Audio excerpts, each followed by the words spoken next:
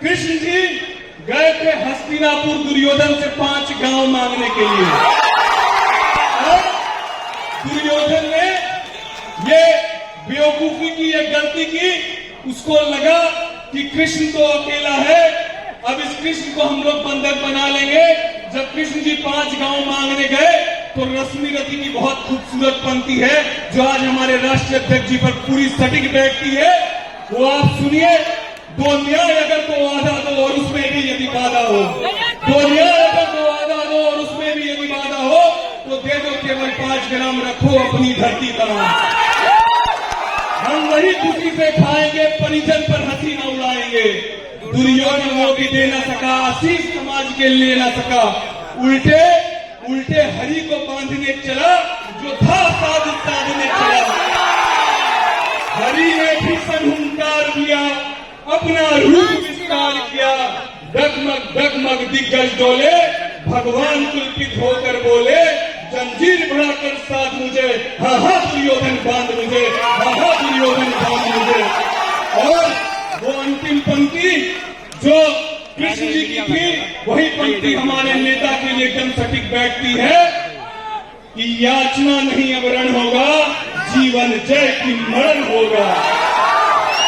हमारे नेता को हम लोगों ने विचलित होते हुए भी देखा 18 नंबर कोठी में, और हम लोगों ने गर्व के साथ उस दिन भी देखा जब हमारे नेता पूरे देश के सामने कह रहे थे, मैं चिराग पासवान ईश्वर की शपथ लेता हूं। हम लोगों ने दोनों दिन को देखा है और दोनों दिन में एकमात्र अंतर इतना है कि हमारे नेता ने हमेशा से आत्मविश्वास को मजबूत रखकर हमारे नेता ने साबित करके दिखाया कि हमारे नेता सही मायने में शेर के बच्चे हैं, और शेर के बच्चे उन्होंने साबित करके दिखाया। और मैं आप सबके सामने हमारे नेता का कोटि कोटि धन्यवाद देता हूं कि हमारे नेता ने मुझ जैसे अनुज को खगड़िया लोकसभा से चुनाव लड़ाया। और खगड़िया लोकसभा इसीलिए महत्वपूर्ण है कि हमारे पार्टी के संस्थापक स्वर्गीय रामविलास पासवान जी की गृह जिला से मुझे चुनाव लड़ाने का सौभाग्य आपने दिया। मैं आपको कोटि कोटि वंदन और धन्यवाद करता हूं। मैं धन्यवाद करता हूं पार्टी के सभी वरिष्ठ पदाधिकारियों का कि जिन्होंने मुझे यह अवसर दिया। मैं धन्यवाद करता हूं आप सभी लोगों का जिन्होंने भीषण गर्मी में एक दरवाजे को खटखटाकर हम लोगों के लिए मतदान मांगा, और आज आप तमाम लोगों के आशीर्वाद से हम लोग यहाँ पर हैं। और अब आगामी 2025 का चुनाव आने वाला है। जिंदगी की असली उड़ान अभी बाकी है, जिंदगी की असली उड़ान अभी बाकी है। अभी तो कई इम्तिहान बाकी है, अभी तो नापी है मुट्ठी भर जमीन हमने, अभी पूरा आसमान।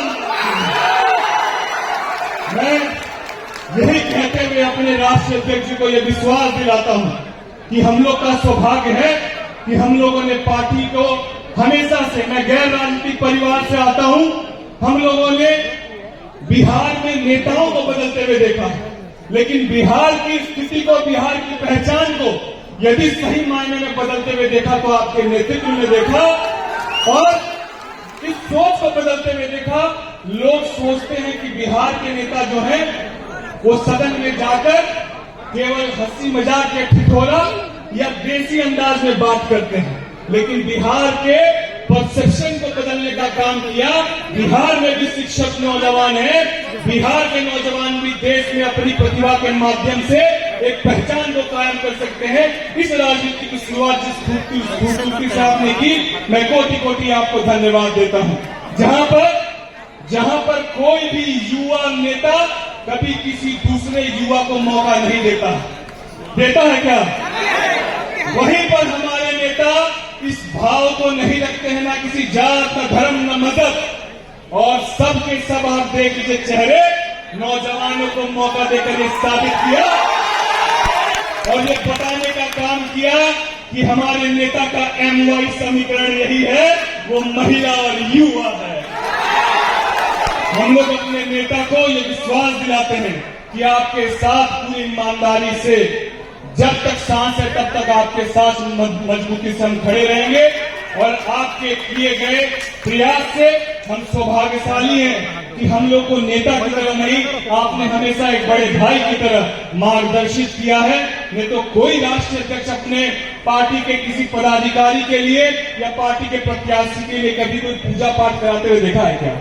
ये भाव है हमारे नेता का कि एक एक कार्यकर्ता को, एक एक पदाधिकारी को परिवार की तरह लेकर चलते हैं। और इस परिवार का सदस्य होने पर आज मैं अपने आप को गौरवान्वित महसूस करता हूं। मुझे राजनीतिक रूप से पहचान देने के लिए, मुझे मेरे परिवार को सम्मान देने के लिए मैं अपने नेता का कोटि कोटि धन्यवाद करते हुए अपनी वाणी को विराम देता हूं। जय हिंद, जय भारत।